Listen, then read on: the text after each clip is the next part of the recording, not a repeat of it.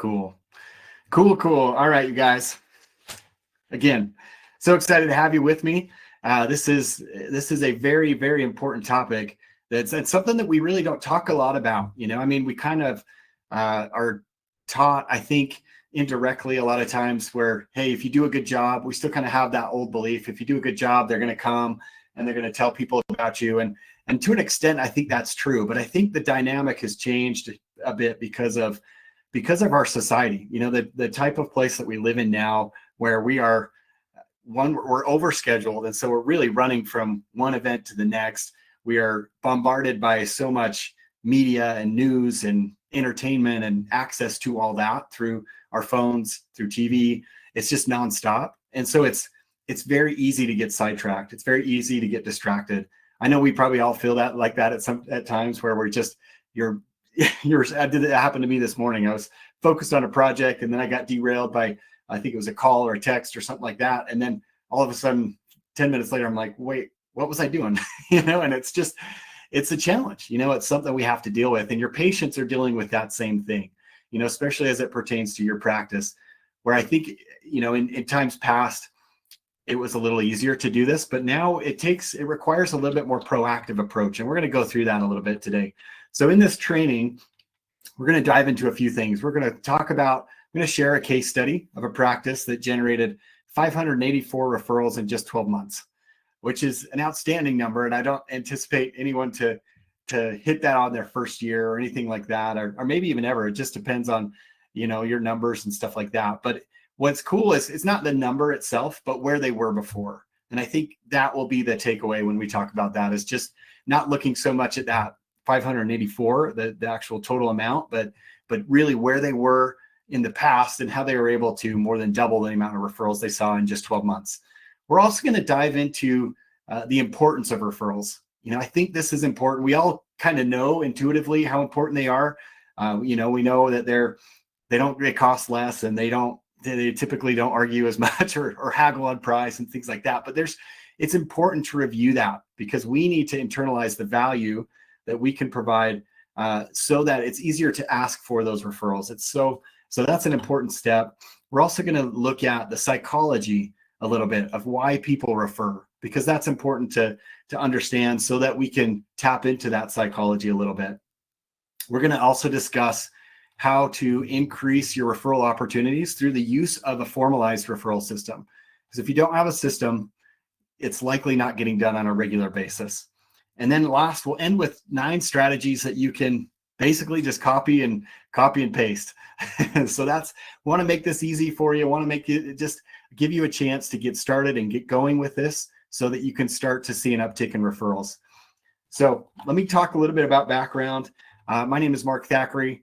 I think I've met a lot of you, but if not, here's a little bit about myself. So I'm a former marketing director for a DSO. I worked with them for a couple years and had a lot of success with them. And it was a great time. They were a great group of people, and learned a lot from that. But since then I've branched out, and now I focus on working with private practices. And I love that. I feel like we're doing some of the best work that I've ever done. I'm also the host of the Dental Marketing Secrets podcast, where you can also gain a lot of access to resources and insight into various ways to grow your practice through marketing. So founder of a marketing agency. I'm married to my wife. This is Allie up here. We have 4 beautiful daughters that keep us very, very busy. And we also have an adopted daughter from Norway. This is Emma. She stayed with us for about a year in a student exchange program. We've become very close with her. She's amazing. And she's back in Norway now, but she comes to visit, and it's a blast when we see her. So I also like to, a few things in my spare time. I spent a couple years in Italy. I speak fluent Italian, and I've kind of fallen in love with the culture. And I actually built my own pizza oven in the backyard. So if you are ever in Sandy, Utah, and need some authentic Italian pizza, just call me, and I would love to have you over for some pizza. It's so much fun to make, and I just love it. I also love to surf when I can. Being in Utah, we don't get as many opportunities, but whenever I'm on the coast, I will bring my board and try and get out as much as I can. So just a few things about myself, give you a little bit of background, know who you're dealing with. But let's talk a little bit about some initial highlights that I've seen when practices adopt this kind of referral mindset, this referral mastery mentality. So as I mentioned, this case study we'll be talking about a little bit more in detail here in the future, but 584 referrals in just 12 months, game changer for that practice. Another practice saw an increase in new patients by 28% year over year.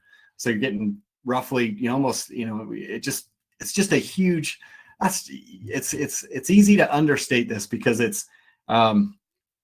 because we see them as referrals, we see them as things that don't really, in the past, haven't required a lot of effort, and we're going to talk a bit about that more today, but it's so important to see how much more this can mean for your business, just because these are people that they cost less to acquire, and they typically are more accepting of treatment than non-referred patients. And so it's just the profitability on these patients is so much higher than any other types of patient. But we've also seen a decrease in new patient acquisition costs, close to 20% year over year. So while you're getting more patients, you're also paying less for those new patients, which is awesome. Increases profitability. And then other practices have 2 times the amount of new patients they've gotten as a practice overall, which is huge, double the amount of business that they've done essentially. And again, profitability just skyrockets when you're able to do this. But so when you're talking about referrals, and again, we know a lot of these things, but it's so important to review this, that referrals, they are much more likely to convert into new patients than someone who's just a lead off of a Facebook ad, Google ad, things like that. And that's because there's so much trust there. There's that mutual relationship with someone that they know that they trust, and you kind of bank on that extension of trust. But they're also ones that negotiate less. They're not ones that are going to come and try and haggle you down on price or anything like that. They're coming to you because they went to someone that you've helped someone that they trust, and they want that same experience. They're not necessarily out there, shotgunning all these people to get the lowest price possible.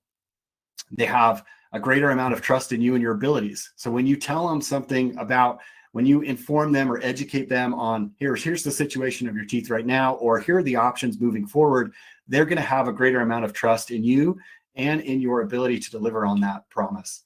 They accept treatment more easily and more often. They tend to refer more people to you and your practice. It costs less to acquire than non-referred patients. Again, a lot of these things we've talked about, you already know, but they're so important to remember. And they typically remain patients longer than non-referred patients. All these reasons make up, why we should be focusing more of our efforts, more of our time and energy, and even more of our marketing budget towards generating new patients through our existing patients, getting referrals from our patients. And that's what we're here to do. So we're going to talk about that. But let's first talk about where most people fall short. This is where a lot of people go wrong when it comes to trying to get more referrals from their patients. Most of them kind of adopt this hope and pray mentality that referrals are just going to come their way. Again, I mentioned before, it's kind of an old-fashioned mindset. If you build it, they will come type of deal. And that worked for a while, but nowadays it's just so much more challenging because you're not only competing with your competition, but you're also competing for time and attention. Time with other things, could be activities, it could be entertainment, it could be news, it could be any of those things. That it comes at a premium now. It's so hard to get people to focus on one specific thing nowadays. And so that is where a lot of people go wrong. They just hope and pray that it's going to happen. And they're like, awesome if they show up, but they really have no control over that. They also believe that just providing that great experience is all that's needed. That once you do that, then you've done everything you can. And that's not true. And we'll talk about why that's not true in a little bit. But they also a lot of people feel sheepish about asking for referrals. This is a very, very common one, and something that we're going to go through in this next little bit, just talking about the importance of your mindset, getting your mindset right around the value that you provide, because that's where a lot of this starts. When you don't understand the value that you provide, now it's hard to see, and it's hard to feel comfortable asking for referrals. But once you understand that you really are changing people's lives, then it's much easier to do that. We want to share that with as many people as possible. So it's all about the mindset. And that's kind of what I was talking about right there. But it's also one last mistake that I'll share is that there's no expectation of referrals. That they just, it comes along with the first one. They just hope and pray. And if they come, amazing, like they're ecstatic, and we should be. But you can also establish that expectation of referrals, and set that up right at the beginning. When you're helping them, you're introducing them to your practice, you're kind of setting the table of expectations. It's easy to weave that in and say, hey, something along the lines of, we realize that you have many options out there, and our mission is to do this, this, and this to make you feel absolutely comfortable when you're in our office, that you don't have any concerns, that you can ask any questions, and you get the treatment that you need and deserve in a very comfortable setting. And you can wordsmith this however you want. But once we do that, then would you be okay if we were to ask you for people that you might know to come in and experience the same thing? And again, you're going to want to change that to fit your practice and your brand, but it can be something as simple as that. If we, or even just say, if we exceed your expectations, will you be willing to share this with your family and friends? It's planting the seed. That's all you need to do. And then you can follow up on that later. But most practices don't do that whatsoever. And as a result, they don't see many referrals coming their way. All right, so let's dive into this. And again, if you have questions, let me know. And I hopefully will see it in here. It's not showing right over here. But anyway, we'll get to those. But so let's dive into this case study. And this is let me tell you a bit about the practice, because it was a larger practice. 580 that's a ton of referrals. It's a ton of referrals. Most people would be stoked with 50 referrals in a year. But this is a large practice. They have 5 dentists, they have 6 hygienists, over 3.2 million in production every year. It's been open since 2005, so very established. They had a lot of things going right for them, right? But let's talk about the transformation, the before and after. Okay, so before, they were doing about 255 referrals a year, and that was kind of the average. That's what they see in the past few years. But then, as we started to really adopt this referral mastery mindset, once we help the team understand that there's so much value that they are providing to their patients, and to feel good about asking for referrals, and then proactively reaching out to patients and giving them the opportunity to refer, it changed everything. But before, they didn't have any of that system. They had that kind of old school hope and pray philosophy. But then you see that transformation, and you see over 100% increase in referrals. You're seeing multiple referral systems in place, so that they're not leaving it up to chance anymore. It's all this.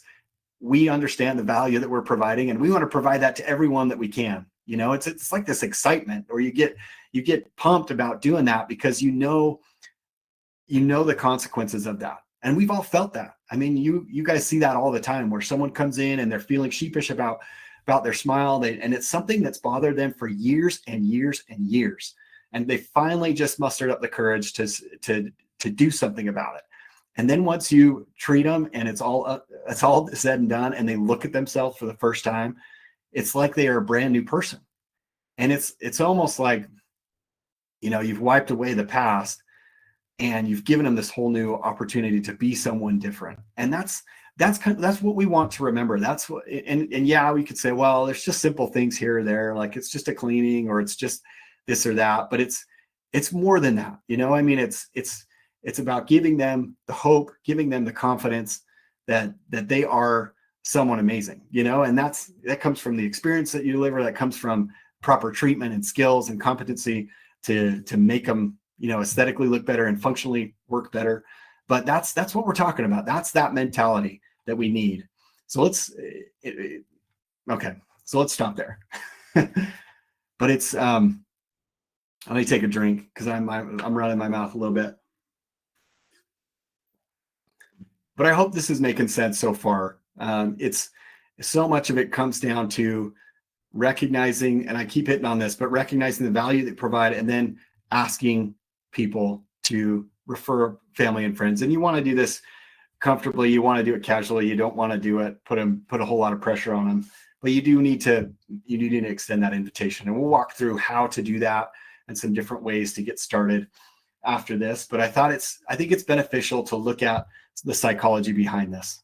So if you look at it, it's kind of in our DNA to refer things. We're talking about movies or restaurants or podcasts, anything like that. Or we see this all the time, and that's why reviews are so important. When you're searching for a new restaurant, you're out of town and you're traveling, and you're like, oh, well, where's the nearest Thai restaurant or something like that? You look at the reviews because you want to hear what people say, and those are essentially referrals. Those are people that are going out of their way to share an experience that they had, positive or negative, right? And it's just in our nature to do that.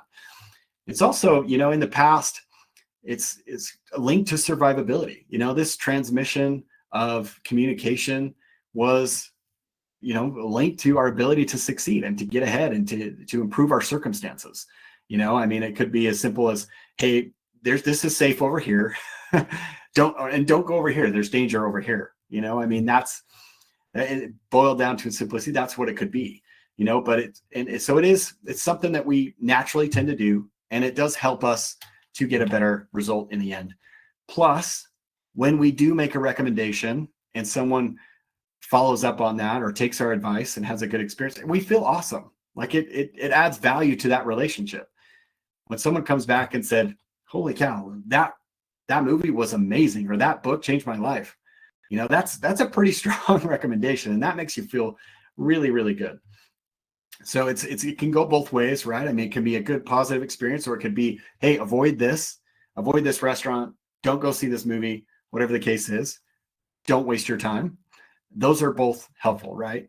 It's good to be, and that's kind of what we are. We are the connectors. That's what people do, is we like to connect, whether it's people, places, things, experiences. It's just in our DNA. And how do you feel? Just think of a time when someone has come back to you and thanked you for a recommendation that you gave, and what that felt like. There's so many times when, someone says, I read a lot of books. And so I had one the other day when I finished, and I wrote Dr. Michael Sonic. He sent a recommended book, and I read it. And at first it's funny because I didn't really get into it. It took me a while to get into the book, and it's, even now I'm like, oh, it's not one of my favorite books, but there was one part in there that I really, really needed to hear, that deals with, it's a business book, and it's about, bringing hospitality into your business. And it was really interesting, but there was one specific section that completely changed the way I operate my agency, my business, and that's what I needed to hear. And so that's, looking back on that experience, I'm so grateful that he recommended that, even though it was hard for me to do at first. It's kind of funny. It's kind of a weird recommendation or a weird experience based on a recommendation, but I'm so grateful that he said that, because it provided the value that I needed to hear in that moment. Okay, so let's talk a little bit about how this all works. And it does start with the value. I've mentioned that before, but if you fail to recognize the value you provide, you will forfeit so many opportunities to do some of your best work.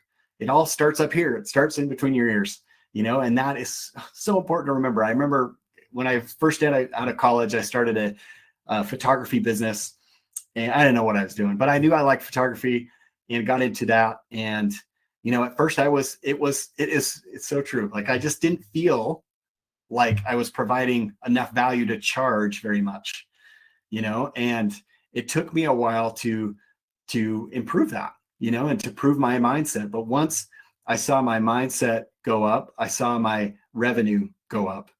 It was they're intertwined. They are.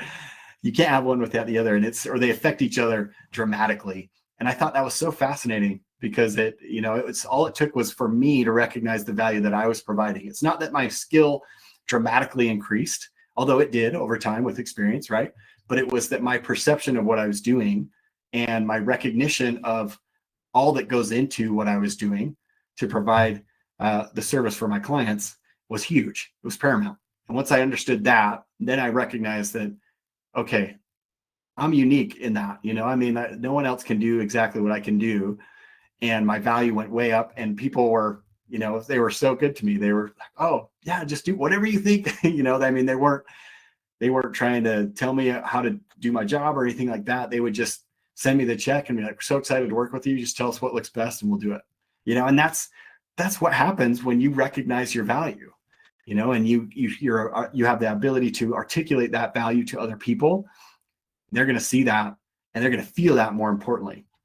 So that's how it starts. And there's a lot of people I'm sure you guys have very similar stories to this one, but there was a doctor who just wasn't great about communicating all the services that she could provide. I mean, she'd done training, initially she only started out with some core services, did some training down the road, and then, but just never really fully recognized the importance of communicating that to all of her patients. Until one day she had a patient that she'd worked with for years come back, and she noticed, she said, "Did you have some veneers done?" And the patient's like, "Yeah, don't they look awesome?" And she was so excited. She was just brimming with confidence. She was like shining, And the doctor was like, "Oh, why didn't you just ask me to do that? I could do those, And the patient felt so bad. She's like, "Oh, I never knew that you could do those." And it's one of those stories that plays out time and time again in practices all over the country. And it's so sad. Like, it's so heartbreaking that, when you don't value what you do enough to share that with other people, you miss out on some of the best opportunities to do some of your best work. And it's heart-wrenching, and it also, I've realized too, and there was a great business leader still around named Jay Abraham, but he talks a lot about when you understand all that you do, when you are kind of a leader in what you're in your field, and you guys are all leaders, there's no question about that, for all the schooling, the experience that you've put in, you have a moral obligation to your patients. In my case, I have a moral obligation to my clients. If there's an opportunity that will help them or prevent further losses, or just better their business in any way, I have that moral obligation as the expert to share that with them. In this case, with your patients, if there's an opportunity for them to better their life through some type of treatment that you provide, you need to share that with them. I love that idea, that concept, moral obligation to share that with them, because they trust you. They are coming to you because you're an expert. They're not coming to you because they're trying to be a dentist themselves. They're coming to you because they want to defer all that responsibility to you, and you just tell them what you need, what you recommend, what they need to do, and that's how it is. So it's important to remember that as a provider. It also kind of factors into this idea of an enlightened mindset, where you are it's really kind of encompassing all that we've talked about, where you're understanding the value, you're looking out for their best interests, and you're just making it easier for them in the end. And then the next step is, so the first step is kind of more internal. You're doing your best work, you're understanding all the things that you're providing your patients. And then the second step is more external, is now you're trying to make it easier for them to refer. And you want to do this by reducing as much friction as possible. Like I mentioned, there's so much competition right now for time and attention, and it is so hard. So we really need to manufacture opportunities to get in front of our patients. Yes, they may be coming in once every 6 months, but that really is not enough to generate the referral opportunities that we want, or that are available. Yeah, we'll still get some, and that's great, but we can be much more proactive, and we can see so many more referrals by doing that. And it starts with this, creating a system to increase those opportunities, so that we're consistently creating, that messaging, we're consistently contacting our patients, we're consistently staying in front of them. Okay. So let's look at this first step. When we're talking about that is like I mentioned before, it's really on the value of what you provide, and it's getting everyone on the team to see that. Okay. It's not just, it's not just one person. It's not just the doctor. It's not just the front office. It's everyone that plays a vital role in this. And you're kind of joined at the hip. It's you and team member, like your patients and your team are all involved in this, and you want to communicate that as effectively as possible. Then you want to reinforce all these efforts with success. You want to share why patients think you're so awesome. Share patient testimonials, share patient reviews, all those things. I like to encourage practices to post patient reviews in your break area, because when you see that and you're reminded that, because it's easy to forget, it's easy to be going through and you have a bad day, or you have a bad patient, or you have a bad experience, and now you're like down in the dumps. You're like, oh, maybe I'm not as good as I thought, or a really good dentist is not going to make this mistake, or whatever the case may be. So it's important to have that messaging, those reminders to buoy you back up and encourage you that, yes, hey, you do a fantastic job. Yeah, you might make a mistake, but you're going to correct that mistake and you're going to deliver an amazing experience for the patient. So, and then the last little thing is to recognize the negative consequences of inaction. Sharing even those stories, those hard to hear stories of when a patient comes back in and says, well, I actually went somewhere else because I didn't think you guys did this, or because of maybe even a negative experience. And just helping patients and team members recognize all that they could be missing when they don't follow through with this. That's important too. So here's just a couple of things. I mentioned the posting some patient testimonials up in the break room. These are a few from that particular office that did so well. So it's just a great reminder that they're doing good work and they're helping people and they're contributing to their lives, which is so important. You gotta have the why, in order to go far. So that's an easy one, is just building that up from an internal point of view, surrounding, make it so it's all over the place. You've got your break room, you've got, obviously probably not in operatories, although you could. I've seen that done as well, where you're in office, and it's reminding your team and it's reminding patients. So that's an opportunity there. But the second step is to now look at a referral system that you want to create. And what's cool about this is that you get to decide exactly how this looks and feels. And so you're the one to look at, okay, is this realistic for our office? You want to make sure that that's something that you can do on a consistent basis, because you don't want to start it and say, hey, we're going to reach out 3 times a month and this way and this way and this way, and then you go dark on month 2. You want to make sure it's realistic for your practice. And that means you look at the budget, you see, okay, how much do we want to invest? If we're able to get new patients and they're really the best patients that we want, then how much are we willing to invest in doing that? You look at execution. What is it going to take in order to make this happen? Do we have the bandwidth to do this often? Or can we do it as frequently as we want? All these things factor into that. And then you need to look at also what aligns with your practice brand, with the persona that you've created. And it all needs to make sense. Okay. So that's step 2. And when you get to step 3, now it's a matter of, you're assigning responsibilities. You're looking at, I like to start with just outlining all the tasks that you have, put them all on the table on a sheet, whatever. And then you start making assignments and try and identify people that are going to be, a good fit for that task. If someone's like really has anxiety or social anxiety, they're probably not going to be the one to pick up the phone and call, right? So you want to try and match that as best you can, but get them all out on the paper, on the sheet, and then you can match them up with who would be the best fit for that. One thing I like, and these are just sample ones, you don't have to do these, but I find them very helpful, is printing off a list of all the referrers at the first week of the month. So you want to make these recurring tasks. You want to build this into your process, because that's going to really lift and elevate your mindset as a team. As they're looking at this month after month, that's going to be an important thing that they focus on. And there's a great quote that says, that which we focus on, we create more of. So as they look at that more often, they're going to put more energy and effort into that, and you're going to see better results because of that. So here's a few different tasks that you could look at. Printing off the list of all the people that are referred. You do this month after month. You do that in the first week of the month, right? And then you write handwritten thank you cards to each new patient that came from that. And you mail out the cards. It could be a monthly email. I love monthly emails. It's one of those things that practices it's like on the very bottom of their to-do list, but it's a great opportunity to continue that communication with your patients, to educate them, to show what's possible, and to even entertain them. It's awesome. It's a really good tool. So it could be a monthly email and include the list of names of people who referred.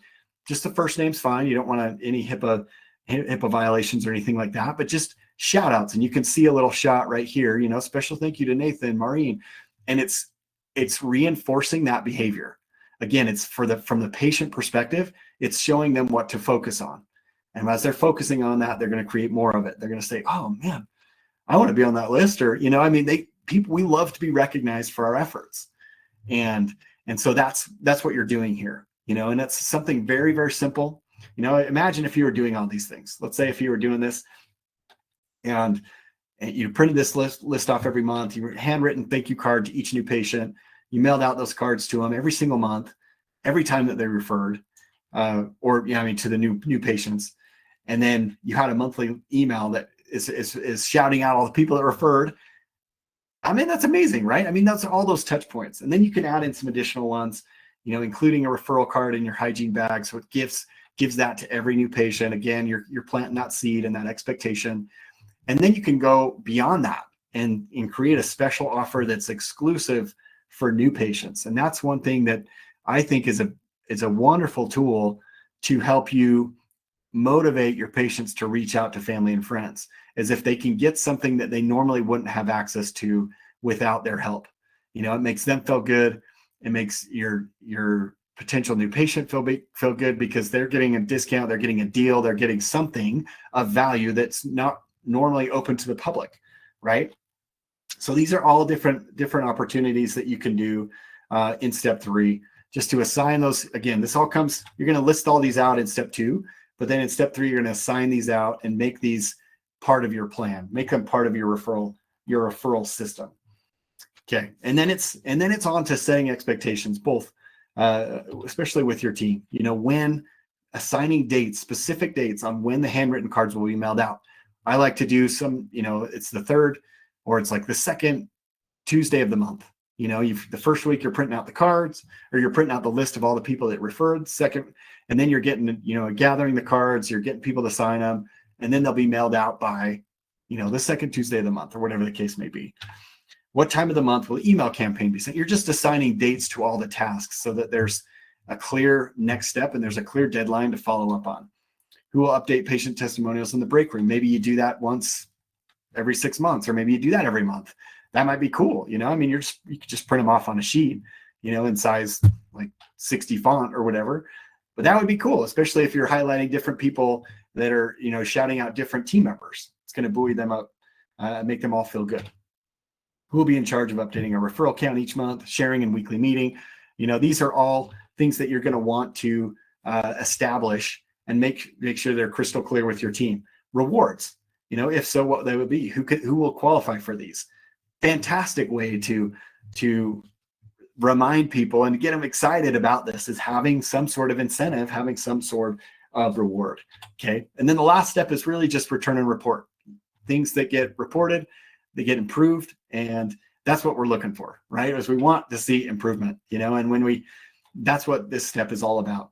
Once you assign them, so you identify the tasks, you assign them, you add a date to it, and then you've got something to follow up on. You've kind of got, excuse me, part of your meetings planned, because you're reviewing your assignments, you're seeing how well things are going, you're just maybe having a discussion on how to improve things in that particular step. And it's so much easier. And it takes out actually a lot of weight off you too, because as dentists, practice owners, now you're having your team take that baton and run with it. And it's less stress for you. You're not having to prepare as much for meetings and things like that. It gives them kind of more, a greater investment in the practice. Celebrate the progress. I like to just get a chart, it could be something simple like this, where you're just printing that off, and maybe it's for the year. And then you're just tracking to see, okay, you have a different color for each month, or you're going every other 2 different colors. You're just going every other color for the month to let you know how you're doing, so you can keep track of that. But have it big and visual, 11 by 17 poster, something like that you can post in your break room, where people can see that on a regular basis. Again, it's so much of this is mental, and that's what we need to pay attention to that. But you want to celebrate that.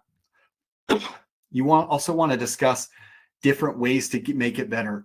That's one of the things that you'll know you have a great system, or your team's bought in when they're starting to make suggestions on specific steps of your referral system. That's because they're going to see that they're going to want better results, and they're enough to make recommendations and say, hey, I think we should do it this way because of this, and this.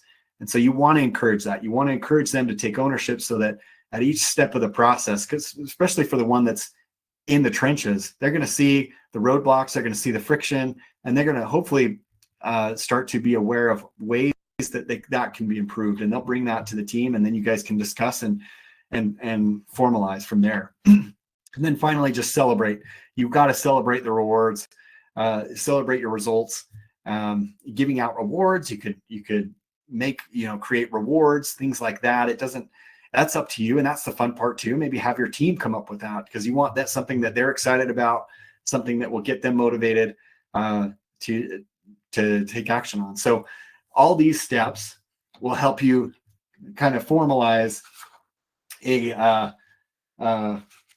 referral system that you can use for your practice. Okay. So let's go through. I'm just going to kind of run through some different ones that you can take and copy and paste right now, and these are, and I do have a disclosure. I am by no means a legal expert. If my wife heard me, she would think that was so funny, that if anyone thought I was a legal expert. But so I'm not an attorney or anything like that. I'm not giving legal advice or anything. So you want to check and see. Every state has some different requirements in terms of, or restrictions in terms of what you can and can't do for patients as far as incentives and things like that. So you've got to check with that first. But here's some different ones that I've seen across the country. Obviously, handwritten thank you note. We mentioned that before. You're going to be good there. But that's a fantastic one. The recognition piece is so important.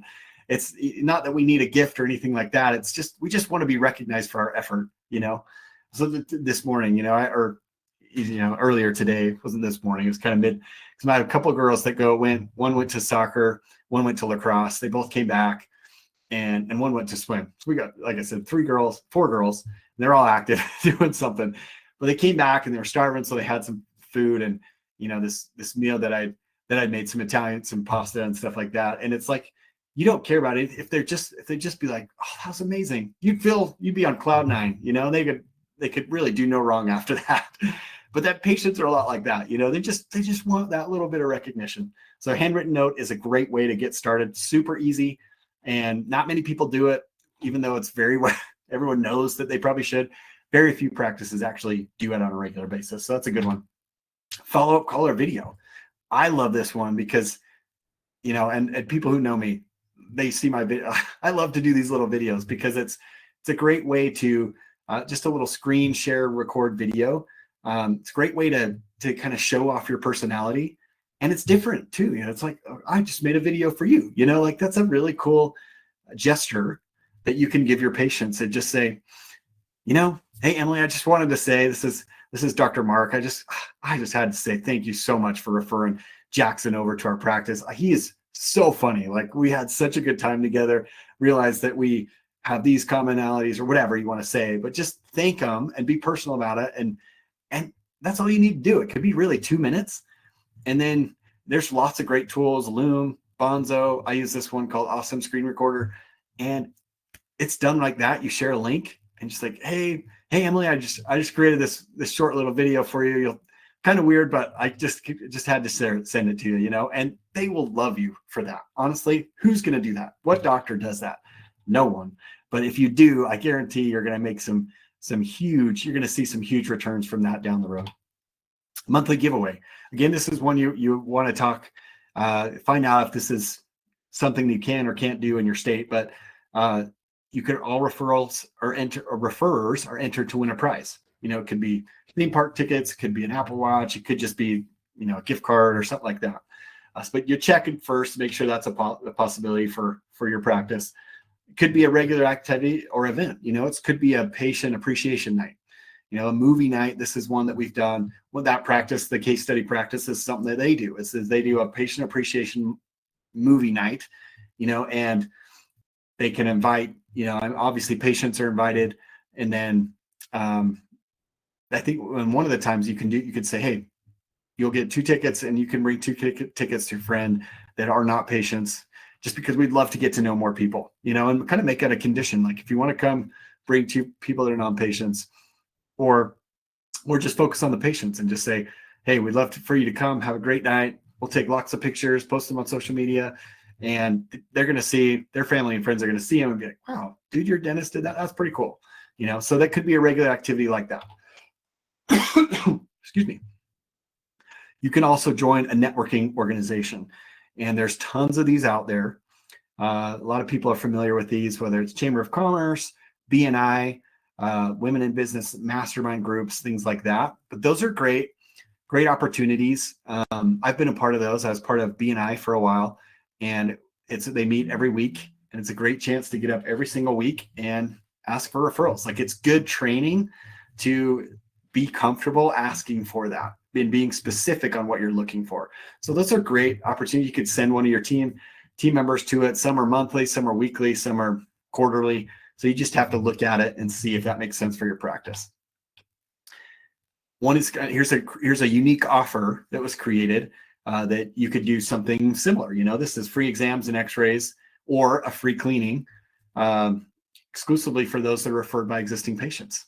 And what's cool about this is that it gives the new patient or the potential new patient the chance to experience a cleaning, or have that experience at your office without any risk whatsoever on their part, without any financial obligation. And I think that's pretty cool. That makes it it reduces a lot of the friction there. And they can just be like, well, our goal is to wow you so much that you're going to want to come back. And if not, cool, you got a free evaluation out of it. Like, you get lots of great information and you didn't have to pay a dime, just spell it out like that in plain English. So you can create a unique offer like that to try and entice people to share more about your practice. This one I love. This is by Dr. Patty Lund, who I think is since retired, but he's down in Australia. But he totally transformed his practice to be referral only, and so he used to do, from what I remember, and it's been a while since I've heard his story, but he used to do quite a bit of advertising, but then he totally transformed the look and feel of his practice. He made it so you couldn't even walk into the practice. You had to have an appointment. Like, it was locked. You had to buzz in. If you didn't have an appointment, you weren't coming in. And the only way you could get an appointment was by referral from an existing patient. But one of the things that he did for every patient was that he sat them down when they first came in, and he said, hey, I'm a lot different than everyone else. What I'm looking for is a long-term relationship with patients where I can provide this, and this. I can take care of all your oral health and do so in a clean and comfortable way, and the way I do, I only select, because I don't invest in marketing. I could spend a lot of money in trying to get as many patients as I can.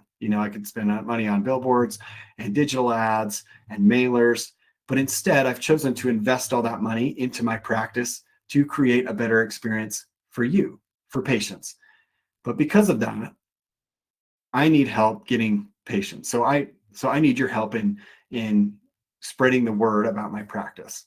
So I ask that once you've had the experience, once we've delivered a great experience, that every year you will give us at least 2 new patients. And he makes it a condition of doing business with them. Like, it's the coolest thing, and the way he phrases it, I have to see if I can find it, but it's so well done that you don't feel weird about it at all. You're like, oh, that makes so much sense, and so explore that. I think that is so important. Again, it's if you can lay out that expectation first, right from the get-go, it's going to be a lot easier to do with patients down the road. They're going to remember that, and they're going to remember that that's part of your business, that you are not exclusively referral based, but we do a lot of referrals, and that's the way we like it. Another one is, it's kind of a fun idea, is you can send balloons to some of your top referrers.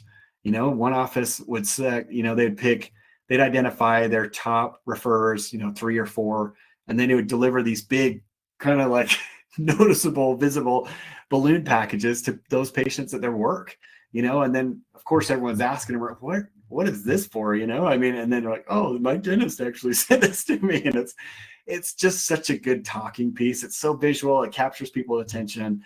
and then it's easy to talk about, right? I mean, you can make this as fun and creative as you want. There's really no boundaries. So I'm just putting these down to hopefully get the wheels working, and then just, go on that. Like, I think there's so many opportunities, but here's a couple of them. And then last is to create referral partnerships with other providers that make sense to partner with, and you can provide educational materials. You can go and do trainings for them, at their place of business, and you could be, and a good person could be like, if you're a cosmetic dentist, you'd probably want to look at, a medical spa, or you could look at, unless you're competing on some of those things, then maybe not, but you could look at plastic surgeons. You could look at high-end, like, fitness trainers, the people that are, trying to look their best in different ways, right? And that would make sense if you're cosmetic and you want to get more cosmetic procedures. So think along those lines of who might be a good referral partner. If you're a pediatric dentist, you're going to look at all the other businesses out there that are providing services to that same audience, and then you identify some that would make sense. You probably already have relationships with some, but then just make a more formalized effort to get in front of them on a regular basis. And you'll see those go up quite a bit as well. That's one I really, really enjoy doing, because it's not a one-off referral. It's typically a referral source that will keep sending you referrals down the road, as long as you maintain that relationship. So that's those are some nine different referral systems that you can use right away. And in closing, we'll just summarize some of the key points here. But it's so important to embrace the value that you provide, so that you can then be confident when you ask for the referral.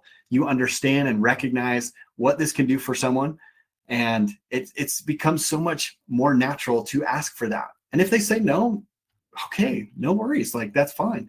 But you've given them the chance. It's their choice in the end. But in order for them to make the best decision possible, you need to make a recommendation. You need to help them understand what's going to happen if they choose option A versus option B. That what's going to happen if they choose treatment now versus inaction, or if they don't choose treatment, because they need to know that in order to make a good decision. Second is design your referral systems to fit your practice. Third, assign responsibilities. Fourth, set expectations. Fifth, return a report and celebrate your victories. So that's really what we have, you guys. I hope that made sense. But again, this is something that I just love to share, because there's so much opportunity there. There really is so much opportunity. You have already built a lot of those relationships, and they're very strong. They keep coming back to you. A lot of these are people that you've seen for years and years and years, and would be so willing to share that with other people if they're given the right tools, if they're given the right opportunity. And so I'm going to stop that sharing. I'm going to come back here. Let's see if there's any chat or anything like that. Okay. Awesome. Well, I want to just say thanks, you guys. I will send out a link to this if you have any questions. I don't see any questions on here right now that we haven't answered, so we'll just keep it at that. But if you have any questions, I'll send out a follow-up email. Feel free to contact me directly. I'm happy to answer questions, share my thoughts, or just be a resource in general. Again, this is something that I love doing. We love to help your practice succeed. Or if you have any questions too about SPP, I'm happy to relay you over to the team over there to answer any of those questions about if you're interested in becoming a partner, or what else that it can do for your practice. We'd love to send you over to them. But yeah, thanks again, you guys, for hopping on the call. We'll be doing another one of these in the next couple of months, and we'll reach out and let you know what that is. But also, if you have any ideas on specific topics that you would like to hear more about, or dive into, just let me know, and we'll help get that organized, because we're just here to make your practice that much more successful. So without further ado, thanks again, you guys, for coming, and have a great day.